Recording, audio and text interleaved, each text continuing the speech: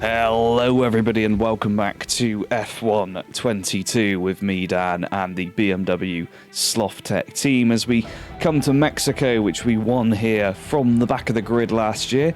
And we're currently in qualifying due to the fact that my computer decided to crap itself right after I finished all of the practice sessions and I lost the recording.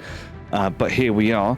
For now, we'll try and watch our way up the grid, work our way up the grid. You can see that the weather isn't exactly looking very good, and as we move on to what is currently Q3, we're currently slipping and sliding around the track, which if you've watched any of the other videos so far, which I've mentioned have had wet qualifying, you'll know that we're probably not going to do very well here.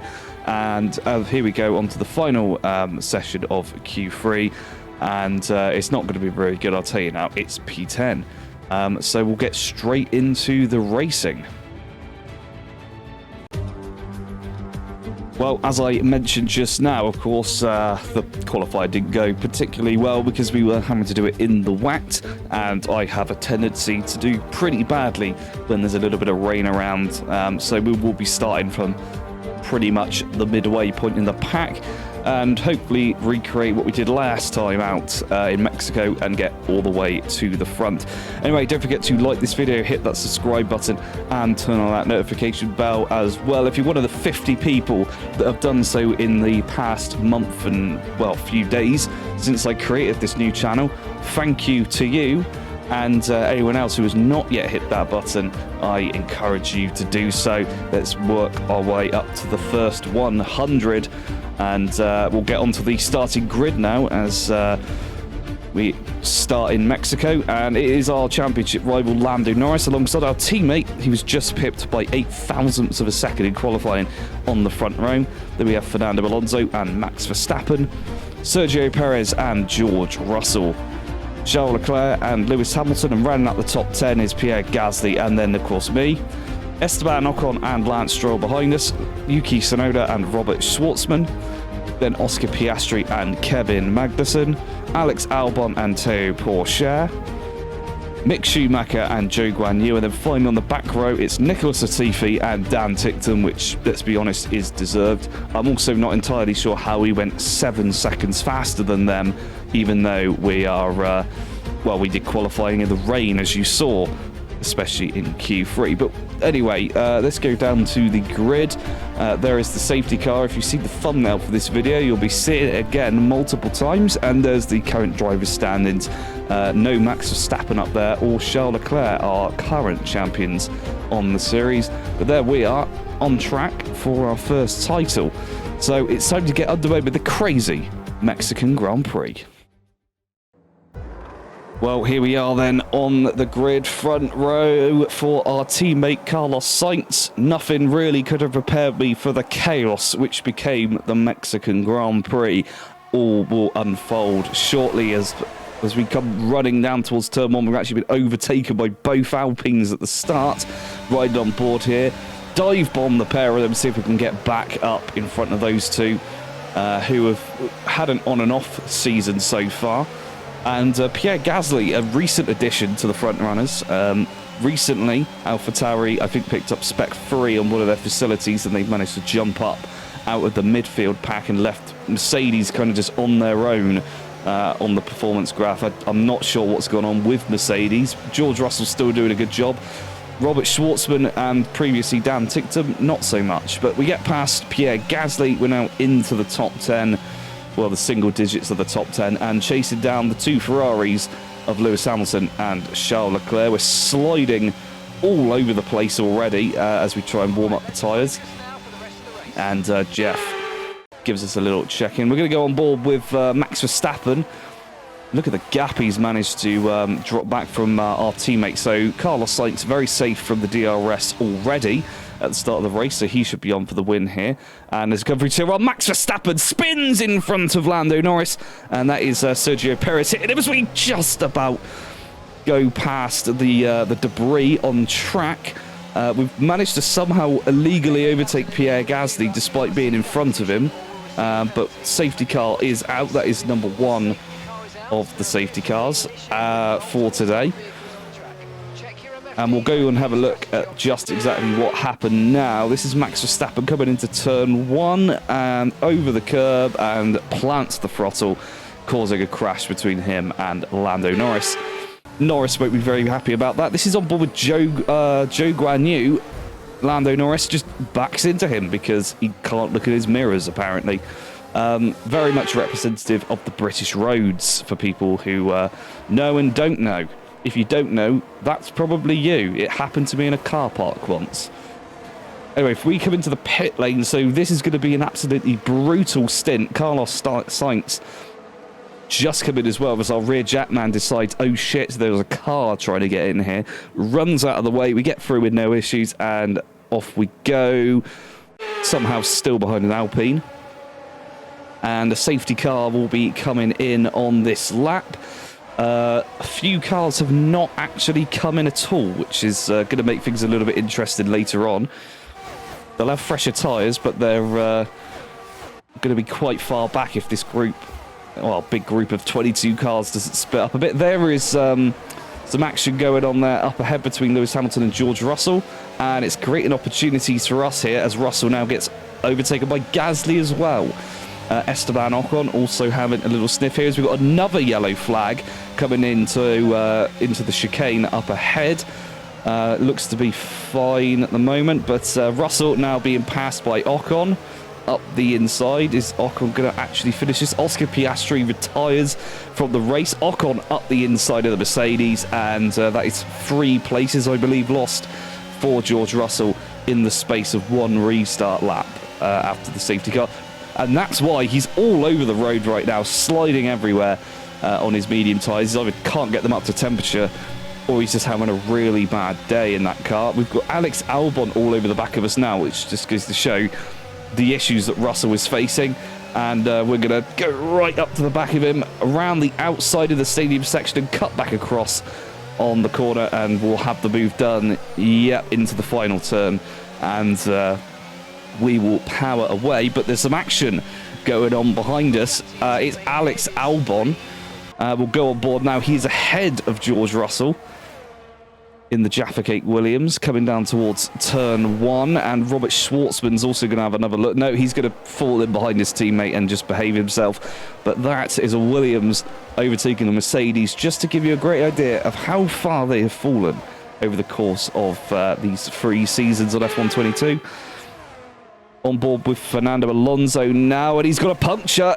Fernando Alonso is, well, he was probably due a pit stop by now anyway, but he's going to be losing time like no tomorrow. We're now approaching the scene from a little further back here. We're still outside of the top 10. Can we get past Ocon before these flags? So there's Alonso just all over the place. I don't know what he's doing there, but it isn't normal. And somehow we've managed to gain a couple of places out of nowhere there. Let's see if we can get some inroads made on Pierre Gasly as we come down towards turn 1. It's not going to be just yet, though. We still need to work on closing up that DRS gap, which we should. Will we get that now? Where's the detection zone? No, we don't. We're going to have to wait for the second zone or third zone at the end of the lap. There's Nicholas Latifi once again causing trouble as he hits the side of Lewis Hamilton's Ferrari, and we try and make a move on Gasly now. Gasly slips up the inside of Latifi. That was actually well played there. If he'd managed to get the move done, he didn't. So unfortunately, it was a bad move. We've locked up on the approach to the twisty section of Sector 3, and we're going to have to make up the difference again as we come towards the stadium section. Just looking down at the pit lane, actually Alonso's still in there. Latifi losing a position now to Pierre Gasly. We bump into Pierre Gasly, who I think in turn hits Latifi, who hit Gasly, and we come round. Latifi will peel off into the pit lane, where he's greeted by Fernando Alonso, who has decided that he doesn't want to race in Formula 1 anymore. But if he's not going to, no one will. And that is a lovely group of about 6 cars there, possibly 7, who are sat behind the disqualified Fernando Alonso who is driving, and this is in real time, about 10 miles an hour. Naturally, of course, we're still racing. We're up into P5 now, and you can see that enormous group that was stuck behind Fernando Alonso is still at the end of the pit straight, and we rejoin now after the safety car on lap 11. They have managed to catch back up to the back of the field, so despite Alonso's attempt to completely ruin the race, we are still going to get some action as we see up ahead our teammate defends from Sergio Perez. I don't think he's going to keep that position. Pierre Gasly's still in P4. I don't know how he's doing. It's Pierre... we're actually now past Gasly, but Perez gets past Sainz. Gasly's going for a move now, but we do know we managed to get back past ahead of him, and he now drops the P5, but still a good performance from him compared to how it's been for the rest of the season for AlphaTauri. And now we face off against two of the big three and our teammates, Sergio Perez, to the delight of the fans, leading the race. But Carlos Sainz is not going to pick up his first win. Lewis Hamilton, I don't think he's won a race for quite some time. He'll look to get on the podium as well. As we come down to it, we got another yellow flag there, but it's gone green straight away as we come powering down the pit straight. Are we going to get DRS? No DRS still. It's not been enabled. It's just been enabled. We got Gasly in pursuit. The safety car has been deployed again. That is for this incident here. We're on board with Esteban Ocon, who bins it out of the final corner, and there's Max Verstappen, who does not care, crashing into him, and then presumably the chaos just built up behind them. There he is. I'm not entirely sure what strategy call that was, but I know Max Verstappen isn't in with a chance of winning this championship anymore. There was no need for that. So we've got a 3-lap sprint to the end. Thankfully, you can't get safety cars in the final 3 laps on this game, because obviously that happens in real life as well. There's no red flags either. Great game. And we're on the final 2 laps now, actually, so I don't know if I just messed that up or if I'm an idiot. But here we go, down into turn 1. We're not going to have DRS, but we can lock up on entry into turn 1. Gasly's going to try and take advantage now. He doesn't get the move. I've just noticed that Alex Albon has inherited P6 from Esteban Ocon after he's spun and is presumably the Alpine at the back of the field right now. So this is potentially incredibly upsetting for the bottom half of the field. Alfa Romeo, Aston Martin and Williams all yet to score a singular point in this entire season. So this could throw a real spanner in the works.